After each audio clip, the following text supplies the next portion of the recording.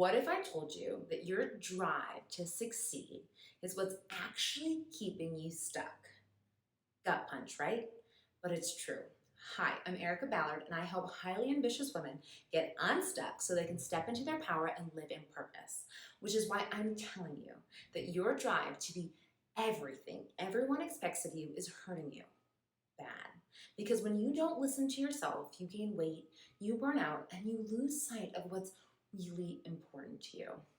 I know this from personal experience, but I also know this from all the work I've done with my clients. In fact, one particular story is coming to mind.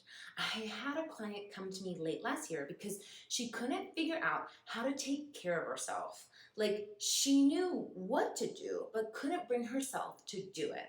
As we dug in, we saw that she was so busy trying to do what she thought was the right thing to do, that she was neglecting her own truth, that she hated her job and needed to slow down. When that light bulb went off, we started to prioritize what was actually important to her: family, friends, her health, and working with kids. And then we laid out what had to happen for her to actually prioritize those things, i.e., setting boundaries, changing jobs, and disengaging from conversations and people she once thought she had to please. This was a big 180 from what she was doing previously, but she committed and her life changed for the better. Now, keeping it 100, this transformation took about 4 months, but that's actually pretty fast when you consider she spent most of her life conforming to others' definition of success. Which is why, if my client's story resonates with you, I want you to consider slowing down for just a bit to figure out what you really want versus what they want for you. Because that's how you'll get the life and success of your dreams.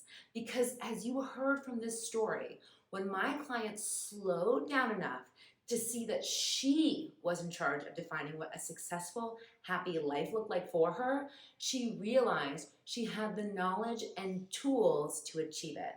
She just had to trust herself enough to take action, which clearly she did, and you can do too if you slow down and figure out what's really true for you.